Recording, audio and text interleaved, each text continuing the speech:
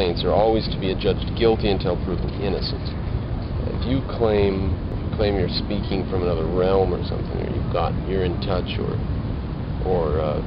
you know something and that's why you're acting the way you are, that should automatically be a judgment of guilt on you until you can prove otherwise. Now, Hitchens isn't one for consensus. He doesn't like to agree with people. So you would think he would attack Orwell because Orwell's so revered. Everybody's read Animal Farm or seen the movie or heard about it or something. So he says that Orwell is greatly overpraised, and I believe for the wrong things. He says, I sometimes feel as if George Orwell requires extricating from a pile of saccharine tablets and moist hankies, an object of sickly veneration and sentimental overpraise, employed to stultify school children with his insufferable rightness and purity. Well, people do praise Orwell. They don't understand why they're doing it.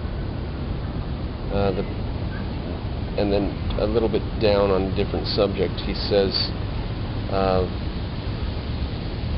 the payoff made by vice to virtue. It just mentions it, it scans. We don't need to get the whole sentence, but that's a concept in itself. The payoff made by vice to virtue. Now that's called imitation.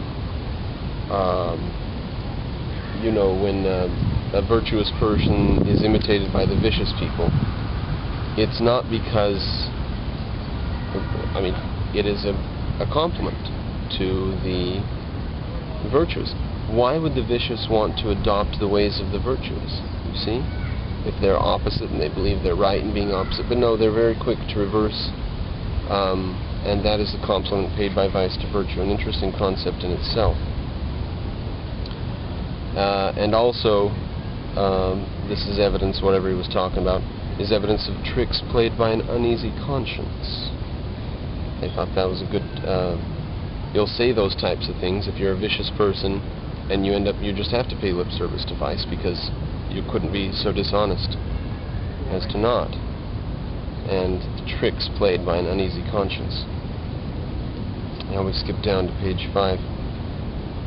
His life as a writer was in two important senses a constant struggle. So this speaks to the idea that truth and virtue and goodness is difficult and hard and a struggle, versus the idea that truth and goodness is easygoing and fun and flowers and daisies. Orwell's life was a constant struggle, first for two reasons. First, the principles he espoused, and second, for the right to witness to them. You know, the BBC has censorship. England generally.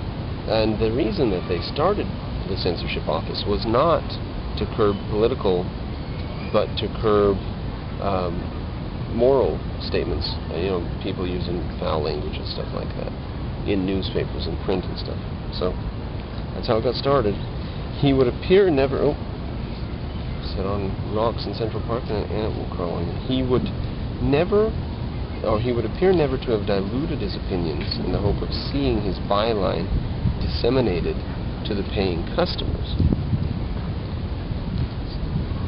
So Hitchens is saying Orwell said what he wanted to say and didn't try to make it pay. Didn't mean to rhyme there. This alone is a clue to why he still matters. Yeah, because he was intellectually honest. However, the image of the drudge in the garret, who takes his failure as a sign of his high principle, is an over-familiar one, which Orwell lampooned with some thoroughness in his novel, Keep the Aspidistra Flying. Right? So, I think this is where people want to pull back from this opinion of saying that there's always struggle, there's always hardship with virtue, there's always people fighting against you. Not 100%, but it's very reliable so that it's been spoken about for ages by many people across many cultures. Virtuous people are fought against, And he says, the drudge in the garret who takes his failure as a sign of his high principle is an over-familiar one, right?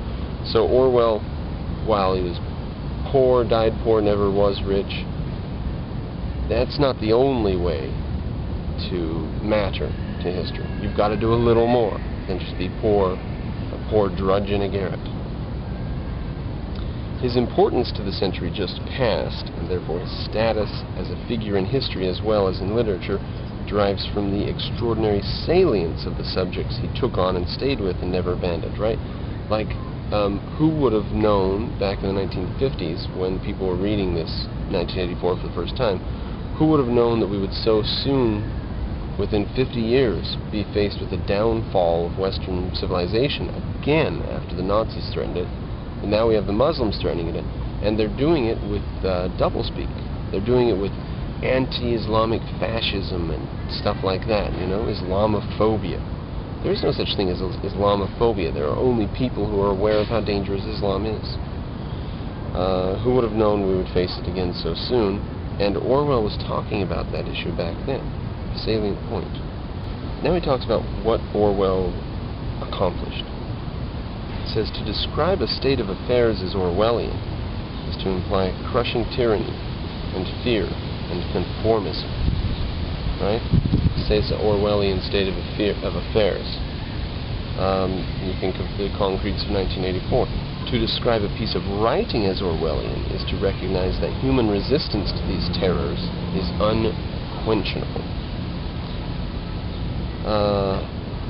Not bad for one short lifetime, right? Died when he was, what, 50, 51, 52? Not bad.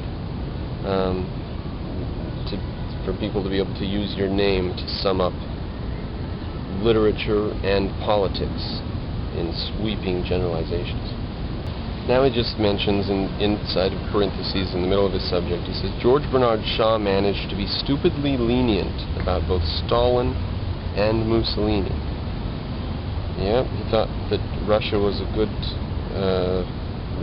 the harbinger of the future or something like that.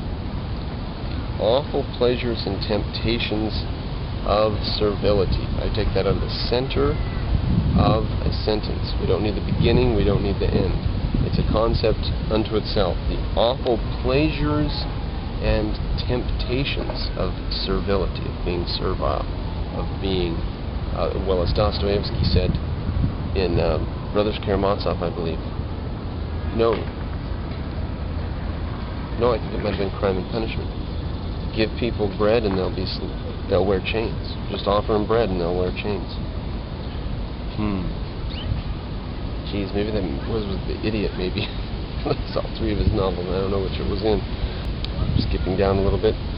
He says, Orwell was in a stronger position to feel viscerally as well as intellectually about the modernist empires of Nazism and Stalinism. So some people may have been against Stalinism and Nazism on intellectual grounds, some of them on visceral grounds, like I'm with them intellectually, but it's horrible what they're doing. You know, I'd like a master race, or I would like communism for everybody, but I don't like the way they're going about it. So, and I say out to the side here, is there a difference between feeling? I mean, I don't think there should be. So what we should say about Orwell is he's integrated, he's reasonable, he's rational. He realizes that you cannot divorce the mind from reality. And Hitchens admires that, but doesn't understand why he admires it. Hitchens admires it because it's an integration, and he thinks he admires it just because it means that Orwell was being profound in more than one area. Well, Orwell was being profound in the only area that counts, and that's reality. That's what I say. Now he talks about Orwell's education. He says Orwell's independence is one of the most striking things about his life. Having endured what is often called a conventional English education, he did not make the traditional progress to a medieval university. So you're supposed to progress to a medieval university. I thought that was a funny use of a phrase. Progress to a medieval university, because you know the design of the university system, even in America, derives from that was created in the 1600s in Germany. Probably in the 13 or 1400s if you go back far enough.